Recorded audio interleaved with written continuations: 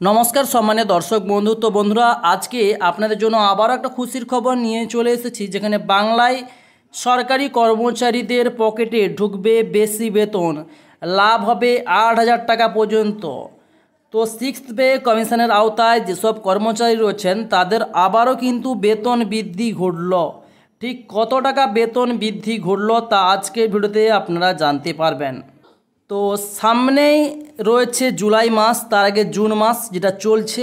এই জুন মাসের বেতনের সঙ্গে 18% হারে মহার্ঘ ভাতা পাবেন পশ্চিমবঙ্গের সরকারি কর্মচারীরা। তো সত্যি কি তারা এই মহার্ঘ ভাতা পাবেন তা আজকে ভিডিওতে আপনারা জানতে পারবেন। মঙ্গলবার রাজ্য সরকারি দপ্তরে অর্থাৎ অর্থ দপ্তরে একটা বিজ্ঞপ্তি জারি করে মহার্ঘ ভাতা বৃদ্ধি নিয়ে এর জেরে কিছুটা বিভ্রান্তি তৈরি হয়। পরে বিষয়টি স্পষ্ট হয়, 1 মাসের জন্য রাজ্য সরকারি কর্মচারীরা 18% হারে মহার্ঘ ভাতা পাবেন। তারপর অবশ্য ষষ্ঠ বেতন কমিশনের আওতায় সেই ভাতার পরিমাণ 14% হারে দিয়ে ঢুকবে বাংলার সরকারি কর্মীদের ব্যাংকের অ্যাকাউন্টে। বাংলায় কার্যকর হচ্ছে 14% হারে ডিএ।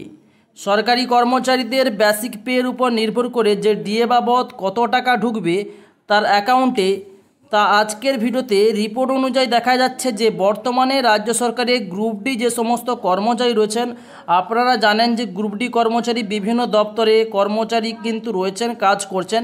তাদের বেসিক যে নিম্নতম বেতন সেটা কিন্তু 17,000 টাকা করে বেসিক বেতন। এই আবহে যদি 14% হারে ডিএ সেই বেসিক পের উপর কার্য ধরা হয়, এদিকে চাকরি জীবনের বয়সের হিসাবেও অনেক গ্রুপ ডি কর্মীরা বেতন 30,000 টাকা হতে পারে। এই আবহে ডিএ বৃদ্ধির ফলে গ্রুপ ডি কর্মীদের মোট বেতন বাড়তে পারে প্রায় 700 থেকে 1200 টাকা। এই 14% ডিএ যদি দেওয়া হয় তাহলে তার হিসাব অনুযায়ী। তার পাশাপাশি বিভিন্ন দপ্তরে গ্রুপ সি ক্যাটাগরিতে কর্মচারী রয়েছেন, যেমন রয়েছে এলডিসি লোয়ার ডিভিশন ক্লার্ক দপ্তরে রয়েছে কর্মচারী, যেখানে লোয়ার ডিভিশন ক্লার্কের ক্ষেত্রে বেসিক পে যদি 23,000 টাকার কাছাকাছি আমি ধরি, এই আবহে তাদের ক্ষেত্রে মাস গেলে 920 টাকা বাড়তি আসতে চলেছে ডিএ বৃদ্ধির ফলে। এছাড়াও ব্লকে থাকা এক্সটেনশন অফিসারদের ক্ষেত্রে বেসিক পে যদি 29,000 টাকা ধরা হয়, তা থেকে 29 থেকে 32,000 টাকা, সেক্ষেত্রে তাদের ঘরে বাড়তি প্রায় 1280 টাকা অর্থাৎ কাছাকাছি 1,280 টাকা কিন্তু বেড়ে যাবে।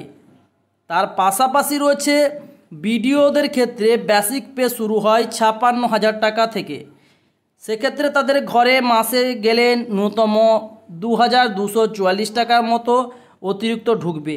আবার যারা রাজ্যের বিসিএস ক্যাডারের কর্মী তাদের ক্ষেত্রে সিনিয়র স্পেশাল সেক্রেটারি পদাধিকারী পে প্রায় 2 লাখ টাকা। হিসেব কষলে দেখা যায় তাদের ঘরে মাস গেলে প্রায় 8,000 টাকা মতো অতিরিক্ত ঢুকবে। অর্থাৎ যার বেতন যেমন সে কিন্তু সেই হারে এই ডিএর পরিমাণটা পাবে। যার 2 লাখ টাকা মাসে বেতন সে পাচ্ছে 8,000 টাকা, যার 56,000 টাকা ভিডিওতে যে বেতন স্টার্টিং বেসিক পে সে পাচ্ছে 2,244 টাকা। এই রকম স্কেল অনুযায়ী বেতন কিন্তু হয়ে থাকে।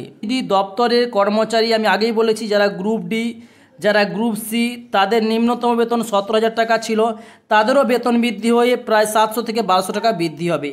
তো প্রতিটি দপ্তরে গ্রুপ সি গ্রুপ ডি থেকে শুরু করে অফিস সেক্টর থেকে শুরু করে স্বাস্থ্যকর্মী প্রতিটি দপ্তরেই কিন্তু এই বেতন বৃদ্ধি হবে। ভিডিওটি কেমন লাগলো সেটা কমেন্টস বক্সে কমেন্টস করে জানাবেন। ধন্যবাদ।